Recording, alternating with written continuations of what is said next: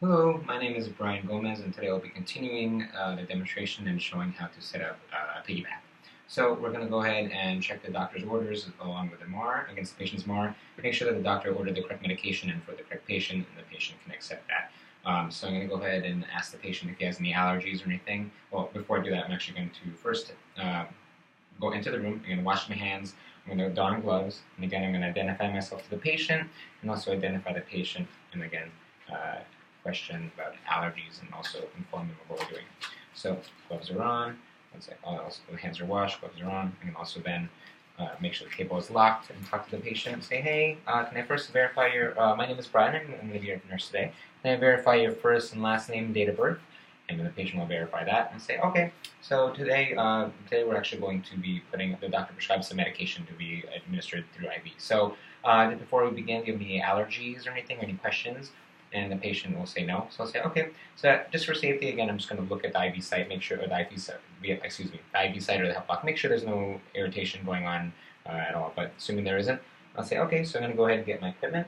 So here I have my meds, that's my med here, as well as the secondary tubing. So again, like the IV, you want to assess the med bag, make sure that there's no particles floating there, and it's the correct date on there. Some hospitals already have a label on here with the patient's name and everything, but if not, you can also label that as well, or you should for safety. And the tubing we have over here. Again, just like the IV, you want to make sure that you keep everything clear. You don't want to have the spike touching anything necessarily, as well as the port or the section, the other end that goes into the line tubing. So we're going to go ahead and keeping everything in eye view. We're going to remove this cap here, and then remove it. Again, you want to keep it clear of anything else, of any other surfaces, and you want to keep it as thorough as possible. For validation purposes, we could go ahead and scrub this area with alcohol as well. Anywhere we'll go on certain, it would be sterile, so in theory you wouldn't have to do that. So then I'm going to remove, again, keeping this free from touching any other surfaces.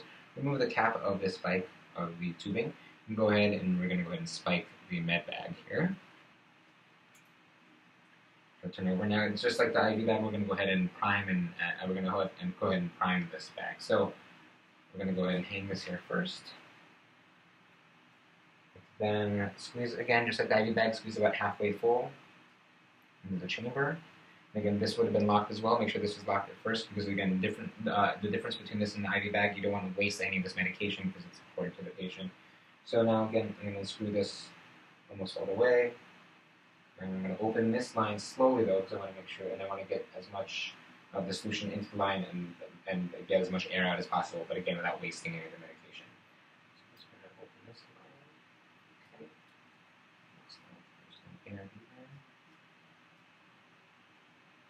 Okay. That's all set there.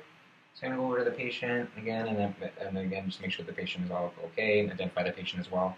I'm going to go ahead and I can scrub. I'm going to put the end of this in the area where it doesn't touch any other surfaces. I'm going to go ahead and scrub the hub of the primary line, where I'm going to attach the secondary tubing. So this is where the port is here. For this, scrub this for about 15 seconds. And then we're going to go ahead and put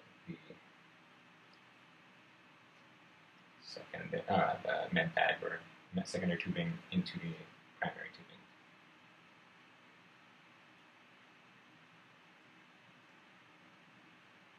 Okay, so that's set there. Now you're going to want to open this fully. And when you open this fully, the strip rate is going to go the same rate as the primary tubing. So you can see that beginning drip as well. And again, with gravity, you want to have the primary tubing lower. So we're going to drop this below the med bag. Again, you can see that the IV bag is lower than the med bag. And then you want to calibrate whatever the new rate is that's prescribed by the doctor. You want to calibrate that using the primary line's clamp. And for this validation purposes, we don't need to do that again. But it'll be the same method as when you're calibrating the primary. So we'll go ahead and you can go ahead and label this tubing here, making sure that you know it's good for 72 hours. You want to make sure that everyone's aware of that. And then this again, the med bag would have had a label on it, but you could label that as well. You're going to go ahead and leave the room. You're going to remove your gloves, wash your hands, and then document everything again. Also the drip rate that you put on, as well as anything significant, as well as the tubing and in the medication. And that is how you would administer a Piggy Back. But then let's assume that this is done, and you already know how long it's going to take to infuse into the patient. So let's say we come back every 5 hours and it's just about done. You're going to go ahead and close. When you come into the room, wash your hands, and then you would put on new gloves. You would then go ahead and turn off or clamp the secondary tubing. And you want it running long because then air can come in and get into the primary tubing. So you want to clamp off the secondary line, raise the primary line back up to normal height, and then recalibrate, readjust using the primary line again to the original rate or whatever new rate, if there's a new rate that is prescribed for the patient for the IV drip. Then again, it's always good to check with the patient to make sure they're okay, and also always check their eyesight, make sure there's no unnecessary irritation or anything.